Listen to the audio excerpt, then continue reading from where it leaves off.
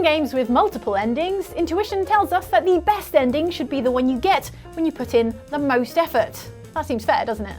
But counter to that intuition, certain games require a special additional effort for you to achieve some kind of bad ending, where the only thing your hard work gets you is an unhappy ever after, and quite possibly dead. Consider this a warning to save you blood, sweat, and possibly tears. Watch out for these 7 bad endings that were actually more work than the good ending, and also beware spoilers for these following games.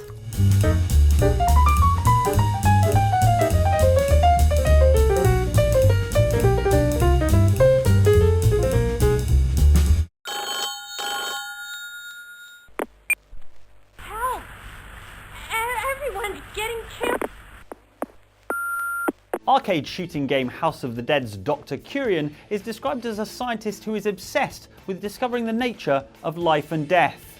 Yep, he's making zombies. Like so many of us in post-pandemic 2023, Curian's opted to work from home, but the difference between him and you answering your emails from the kitchen table is that his home is an enormous Gothic mansion. Can we stop letting geneticists set up labs in mansions? Have we learnt nothing from Resident Evil? While you might know that House of the Dead features branching pathways, you might not realise that it also has multiple endings in the shape of post-credits scenes. Thank you! Yeah, and over a decade before Nick Fury made them fashionable. These scenes concern the fate of a researcher called Sophie. She's the fiancée of the game's playable character Thomas Rogan, and the manual for the Sega Saturn version tells us Sophie's weight is highly classified. Mine too, Sophie. At least until I get round to renewing my gym subscription. Sophie ends up passing out partway through the game, and if you use multiple continues to complete this brutally difficult arcade game and fail to score 62,000 points, you get a post-credit scene that leaves her fate a mystery. If you use no continues and score over 62,000, you'll unlock the best ending, that scene where Sophie is revealed to be fine. Thank you! To get the worst ending, you have to use no continues and also score less than 62,000. The thing is, if you're completing the game without using a single continue, you're probably playing well enough that you're going to score over the requisite 62,000 points. You'd have to be trying pretty hard to both score under that and finish the game without losing all of your lives. You'd spend the entire game dancing the fine line between brilliance and embarrassment. Like the career of Nicolas Cage. Your reward for this precision playthrough? Sophie is revealed to have been turned into a zombie.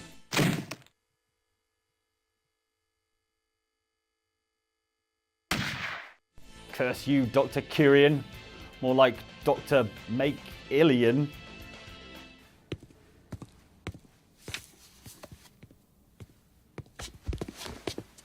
Is he dead? Yeah, he's dead.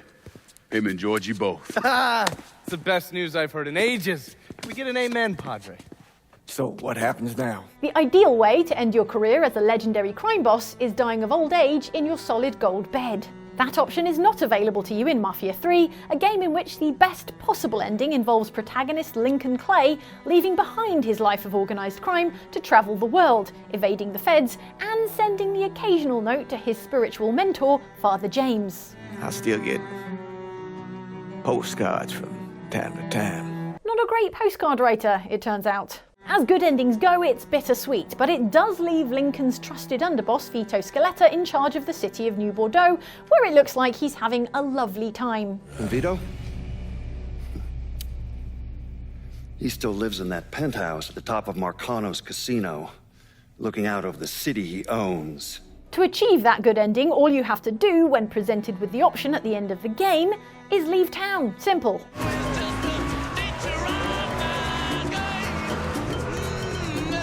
If, on the other hand, you want to make a lot of work for yourself and achieve a much worse ending, you can set out to kill off your 3 lieutenants and rule the city all by yourself. It's possible to murder 2 of these underbosses in the course of the game by favouring the 3rd until the jealous, neglected other 2 are sufficiently jealous and angry. The next time I see your black hide, it will be at the end of my goddamn gun. That Mick ain't got nothing on me. You wanna see what pissed off really looks like, motherfucker?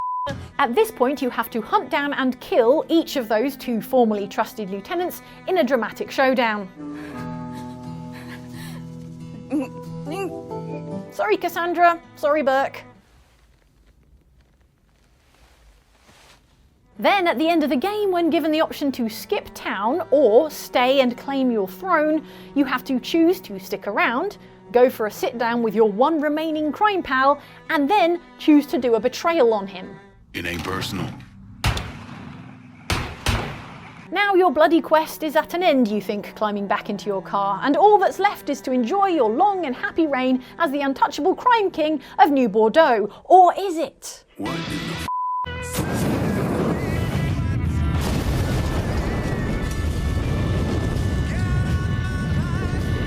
It turns out, in this worst of all endings, that Lincoln's ethical advisor Father James couldn't abide seeing Lincoln grow into as tyrannical a crime lord as the one you spent the game toppling, so he went and stuck a car bomb in Lincoln's ride. I did some things in my life. Things that I regret. But killing Lincoln Clay isn't one of them. Still, it makes a change. Normally when my car explodes, it's my driving that did it.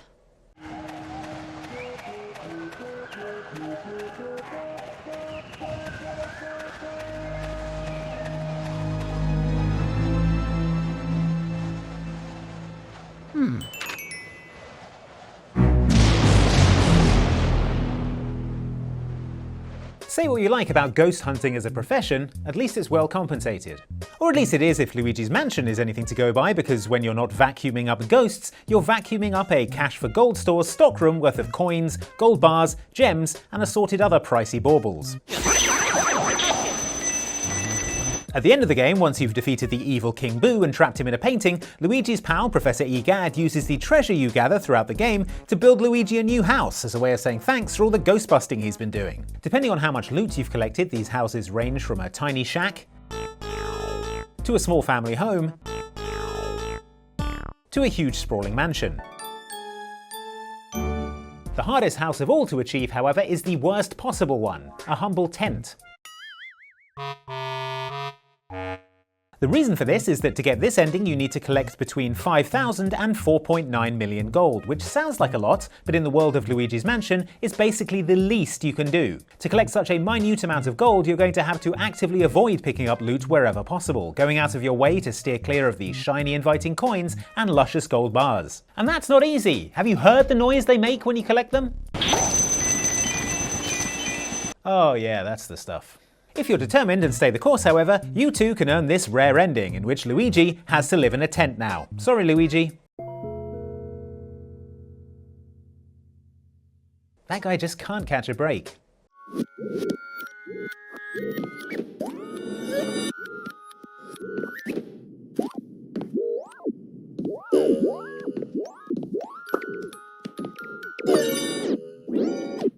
2008 puzzle platformer Braid isn't just a straightforward video game about rewinding time. It's also laden with metaphor. Some would say, too laden. After all, it's seen as a portrait of an overbearing and possessive romantic relationship where the nominal hero of the game, Tim, is actually the true villain of the piece. But there's also a theory that the princess he's seeking is a metaphor for the atomic bomb, which seems like a bit of a leap of logic until you read the epilogue text and it's all about literally blowing stuff up in the desert.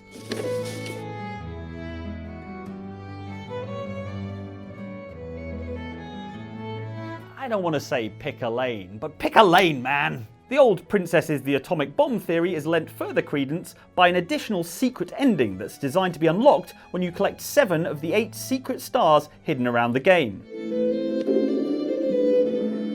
These are harder to get than tickets to Taylor Swift, requiring advanced puzzling, tricky jumps, and in one case, waiting literal hours for a cloud to slowly move across the screen.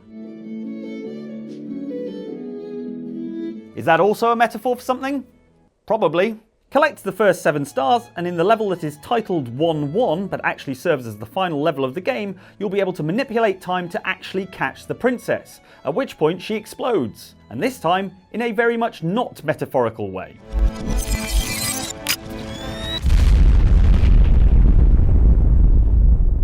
I've not seen Oppenheimer yet, but I assume it ends much the same way. So you've gone to all this time and effort, including the interminable cloud waiting bit, just to wind up with an ending that's somehow even worse than the regular one, where it's revealed you're an overly possessive jerk and the real bad guy of the game. Probably a metaphor for how I should switch my console off and go and touch grass. Take these sons of bitches. Orale, let's do this.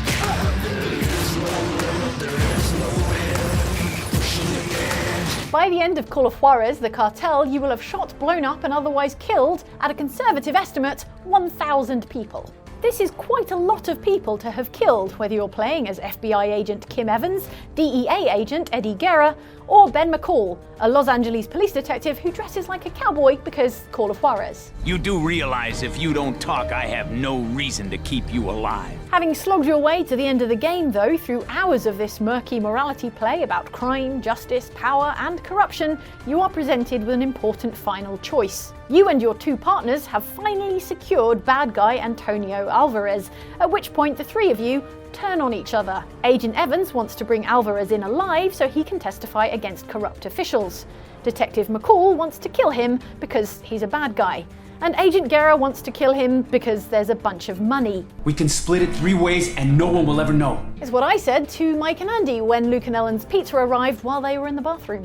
The point of this standoff is you can decide not to betray your teammates and fight them to the death, or you can decide that, hey, what's 2 more murders on my slate when I've come this far? If you choose not to fight, you get the closest approximation this game has to a good ending, where Alvarez's testimony is used to expose corruption in the Department of Justice, and the 3 protagonists are left alive. On the other hand, if you want to go the extra mile and battle your erstwhile friends, you get one of 3 bad endings depending on which character you're playing as, wherein Alvarez escapes, then you have to fight the other 2 characters to the death, then either Eddie is assassinated in a hotel room having fled with the cash, or Kim is arrested having punched out her boss on stage at a medal ceremony, or Ben is sent to prison where he is far from popular. You got a lot of enemies in here. If I were you, I'd pray a little harder. Oh hey, another postcard from a fugitive on the run. Well, it's better than hope you are well.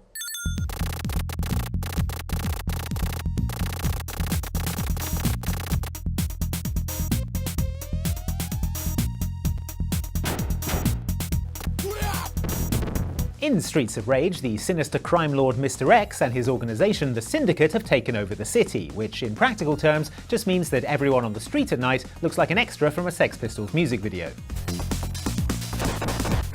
You play as one of a group of ex-cops who for some reason still have access to police bazooka cars, who have to fight their way through these Streets of Rage to the Syndicate's headquarters, taking on Mr. X's various pro wrestlers and boomerang enthusiasts.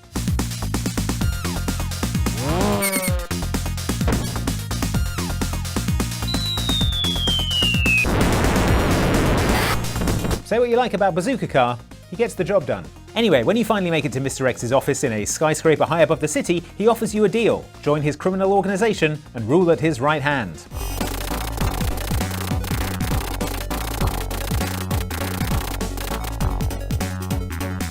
This is a trick, of course, and accepting it dumps you back to the start of the level.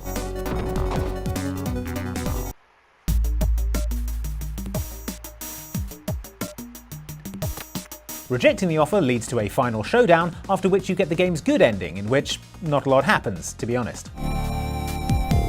You mope around the office for a bit, say hi to Bazooka Car, who has had quite the evening, and then go and look at the city for what must be, judging by it going from early evening to the dead of night, about 8 hours.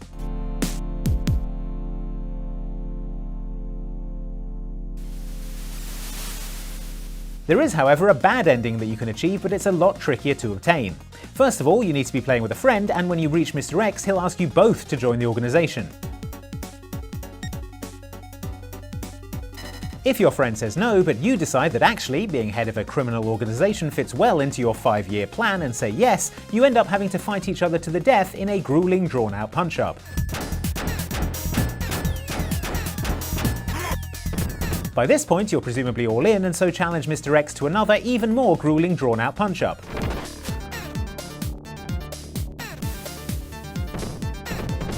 Win that, and you finally get the game's bad ending, in which your character is now the head of the Syndicate and gets their own sweet throne to sit on while looking sinister. Although the game does tell you you're great, which it doesn't do in the other ending, and I'm always looking for that kind of validation. So maybe this is actually the good ending? Lots to think about.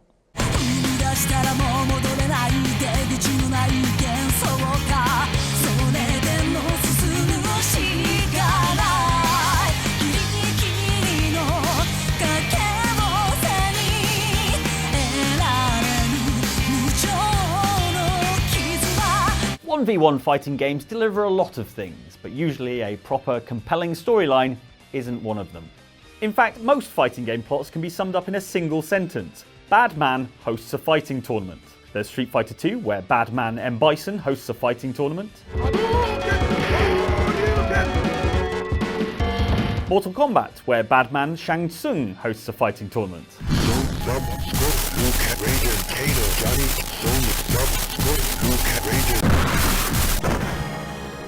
And Tekken, where Bad Man Heihachi Mishima hosts a fighting tournament.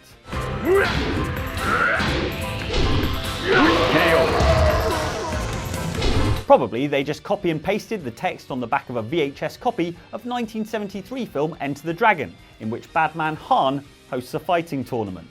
One exception to this rule is the Blazblue series, which arguably has too much story. The plot of Blazblue Continuum Shift involves a probabilistic event that causes multiple parallel universes to collapse into one reality, creating a world of near infinite possibilities. Affirmative. Distortions caused by the master unit are currently being considered along with other possible outcomes as a result of the continuum shift. And you'll be pleased to hear none of those possibilities involves a bad man hosting a fighting tournament.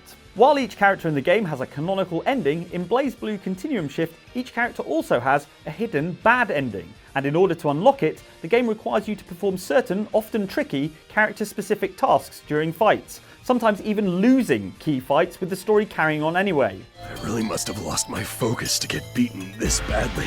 Finally, a fighting game that allows me the space to suck at fighting games. There's no doubt though that you're spending your time and energy earning an ending that sucks even more than the regular one. Take the character Tsubaki for example. Complete the game as normal and it ends pretty badly, with her going blind from using her magical armament called Izayoi. I can't see! But if you have the skill to finish 3 key matches with what's known as a distortion drive move, you'll unlock her bad ending, in which she also goes blind. Tsubaki, your eyes! Why? But as an extra kicker, she then dies, accompanied by some of the best anime voice actor wailing we've ever heard. Please, Tsubaki! No! A+ wailing.